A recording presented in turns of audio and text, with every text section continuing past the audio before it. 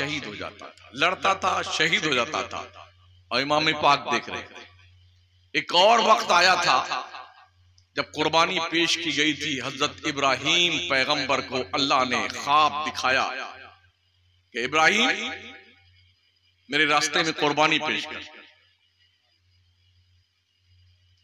ये इसलिए ख्वाब दिखाया गया था कि हजरत इब्राहीम को कोई 80-90 साल की उम्र में लड़का औलाद मिली थी, बुढ़ापे की उम्र में। हजरत इस्माइल तो बहुत मोहब्बत करते थे। तो फरिश्तों ने कहा, या अल्लाह तू कहता है इब्राहीम मेरा खलील है। क्या खलील के माने भी दोस्त के आते हैं, रफीक के माने भी दोस्त के आते हैं, सदीक के माने भी दोस्त के आते हैं, हबीब के माने भी दोस्त के आते हैं।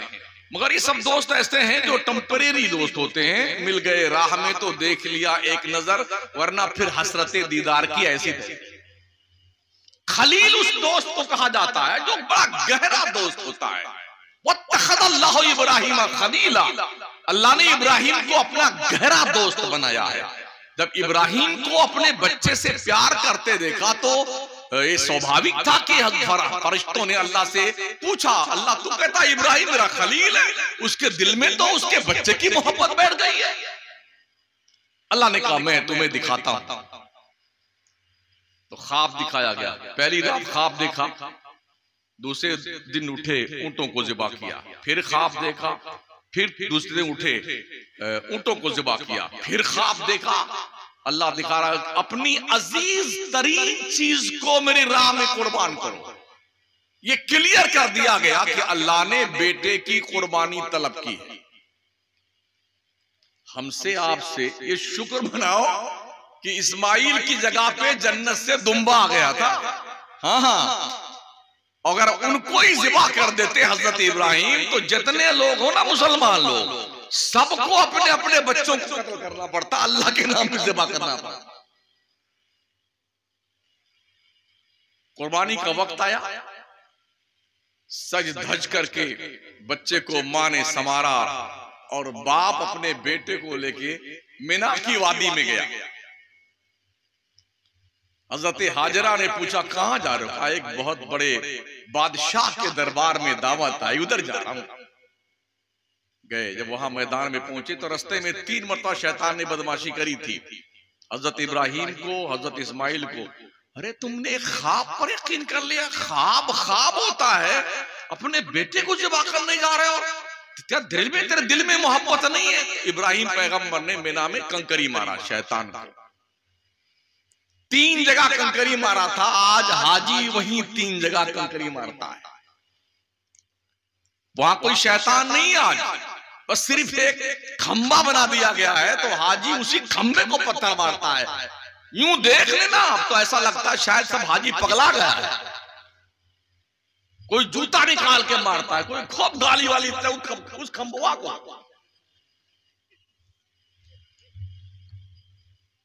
एक किरदार निभाया था इब्राहीम पैगंबर ने। इस्माइल पैगंबर के पास शैतान की इब्राहीम तो नहीं मानता, लाओ इसको पकड़ लो। कहा तेरा अब्बा तुझे जानते हो कहां ले जा रहा है? कहा दावत में, बादशाह के यहाँ। कहा दावत कुछ नहीं है, तुमको ज़िबा करने ले जा रहा है। तो इस्माइल ने कहा या कोई बात है, कोई बाप अपने बेटे को ज़िबा करता? कहा भाई देख लेना। गए तो उन्होंने क्या कहा अपने बेटे से, इब्राहीम पैगंबर ने, या बुनैया इन्नी अरा फिल मनाम अन्नी अज़बहुका फंजुर माज़ा तरा। बेटे मैंने ख्वाब देखा है तुझे अल्लाह की राह में ज़िबा कर दूं, बोल तेरी राय क्या? फंजुर माज़ा तरा। आज का बेटा होता इतनी तेज भागता ना, इतनी तेज भागता कि अब्बा पकड़ भी नहीं पाते। लेकिन जब बाप ने ये बात रखी बेटे के सामने, कितनी उम्र थी? 12 या 13 साल की उम्र थी हजरत इस्माइल की। उठाइए कुरान, हजरत इस्माइल क्या कह रहे हैं? क़ाल या अबती फ़अल मा तुमर सतजिदुनी इंशाअल्लाह मिनस साबिरीन।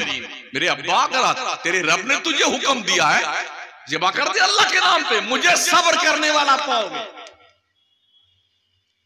जी ये फैजान नजर था, यह कि मकतब की करामत थी। सिखाए किसने इस्माइल को आदाब फर्जंदी?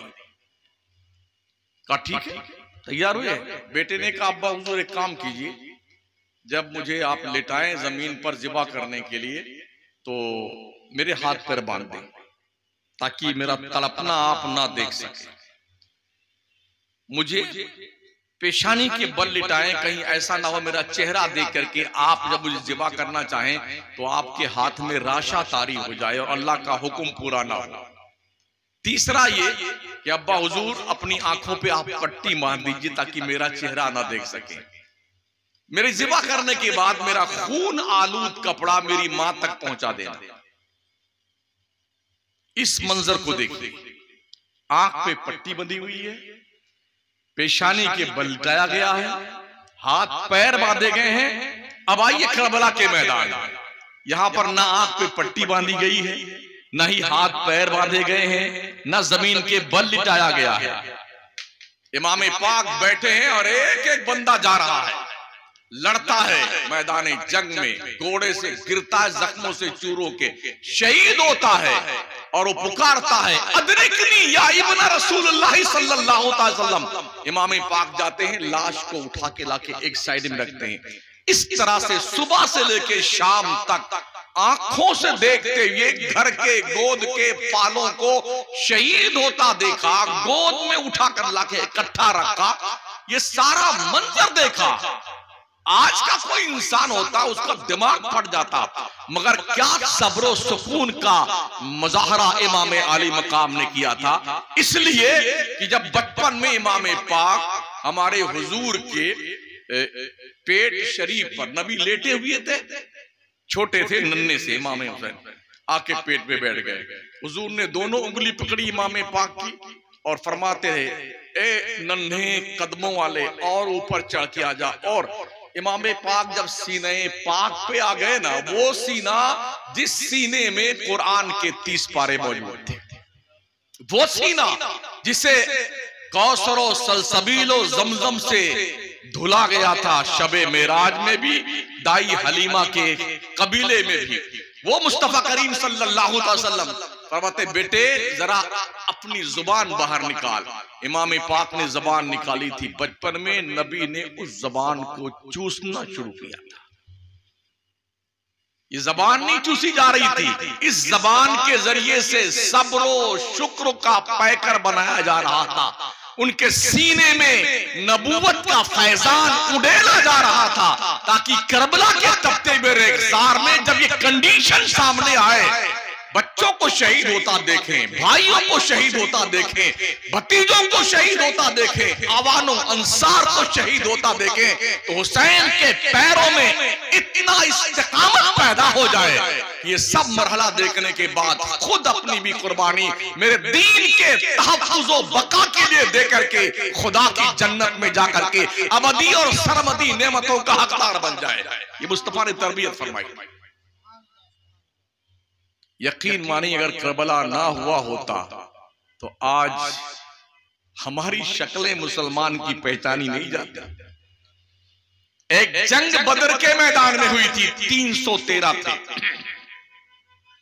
313 के मुकाबिल में 1000 थे। एक मुसलमान पर तकरीबन 30 आदमी थे मुकाबले में, जोड़ लीजिए 313 और एक तरफ 1000 के एक के मुकाबले में कितने आते हैं? थोड़ा मेरा मैथ कमजोर है। और करबला में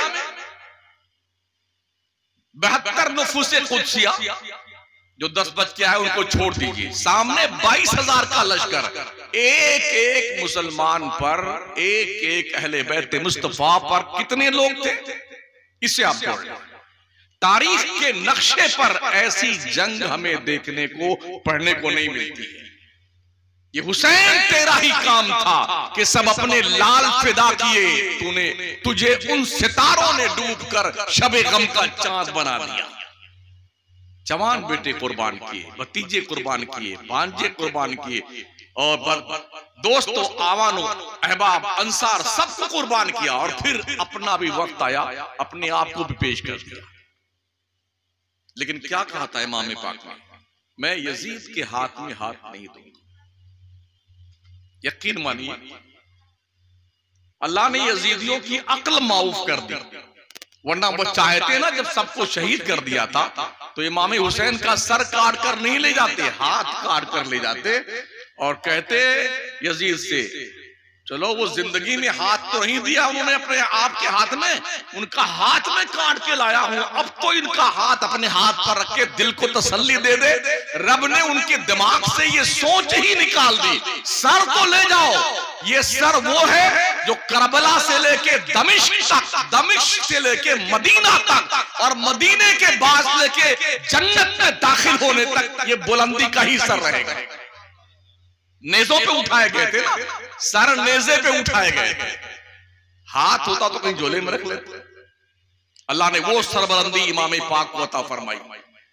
तो हजरत इमाम अली मकाम ने करबला के तपते हुए रेगजार में कुर्बानी दे करके दीन मुस्तफा को बचाया।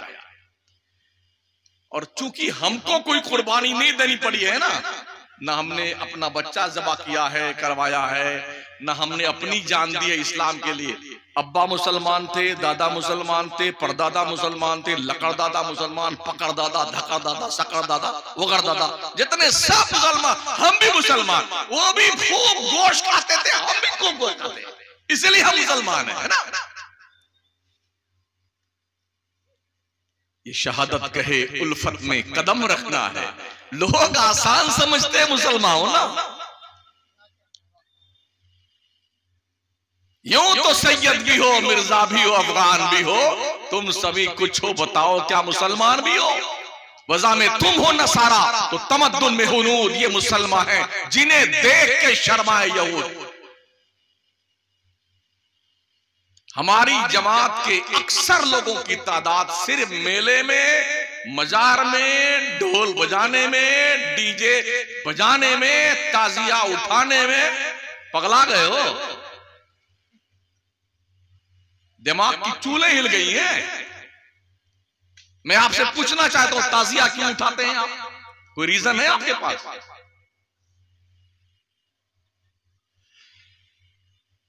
क्यों ताजिया? आप डिक्शनरी उठाइए ना, ताजिया का मतलब होता है किसी के मर जाने के बाद उसके घर जाकर के उसे जो है दिलासा देना, ताजियत करना, भाई साहब सब्र कीजिए, इन्नल्लाह मा साबिरीन, सबको मरना है, सबका इंतकाल होना है, सबके साथ ऐसा ही होता है, इसको कहते हैं ताजियत। ताजियत से ताजिया बना है। आप ताजिया बना के घुमाते हो गली कूचे में। मैंने सुना पहले बड़ा ताजिया बनता था आपके गांव में, अब छोटा हो गया थोड़ा, हुआ है ना? क्यों करते हो? आपका बेटा मर जाए, ताजिया बनाएंगे आप? जवाब चाहिए नहीं। आपका बाप मर गया हो, ताजिया बनाओगे? ढोल बजाओगे? उछल कूद करोगे? इतनी मोटी सी बात अगर तुम्हें लॉजिक लगती है, तुम्हारे भेजे में घुसती नहीं है, तुम काहे का मुसलमान है यार? वहां तो शहीद हुए हैं, घर में सफे मातम बिछी है, तुम ढोल बजा रहे हो, शर्म नहीं आती तुमने? डीजे लेके निकलते हो। तो ऐसा करो, तुम्हारे अब्बा का जब देहांत हो जाए, ट्रांसफर हो जाए, तो खूब डीजे मंगा लेना। पहले डीजे मंगाना, कुछ ढोलक बजाने वालों मंगा लेना, कुछ डांसर बुला लेना, और अब्बा हुजूर की डेड बॉडी को आगे आगे लेके चलना और पीछे से कुछ नाचते कूदते, अब्बा हुजूर मर गए, अब्बा हुजूर, तेरी ऐसी की तैसी। काहे को? शहीद जिंदा होता, जिंदा, और जिंदों की कोई ताजिया नहीं होती है। वला तक़ूलू लिमन युक़तलु फ़ी सबीलिल्लाहि अमवात बल अहयाउन वलाकिन ला तशऊरून। रब कदीर फरमाता है, जो अल्लाह की राह में कत्ल किए गए उन्हें मुर्दा मत कहना, वो जिंदा है। तुम्हें उनकी जिंदगी को समझने का शऊर नहीं है। ये तो कहने पे पाबंदी लगाई, और चौथे पारे में अल्लाह ने सोचने पे पाबंदी लगा दी। वला तहसबन्नल्लज़ीना कुतिलू फी सबीलिल्लाहि अमवाता बल अहयाउन इंदा रब्बिहिम युरज़क़ून। जो अल्लाह की राह में कत्ल किए गए उन्हें मुर्दा सोचना भी मत। सोचना भी मत, बल्कि वो जिंदा है, अल्लाह की तरफ से उन्हें रोजी दी जाती है। रोजी मुर्दा खाता कि जिंदा खाता है? बोलो बोलो ना यार, जिंदा खाता है ना। तो अल्लाह रोजी दे रहा है तो मुर्दों को दे रहा है कि जिंदों को दे रहा है? अल्लाह ने उनकी जिंदगी की गारंटी दी है, शहादत दी है, सब जिंदा है, इन्हें रोजी दी जाती है। तो तुम कहे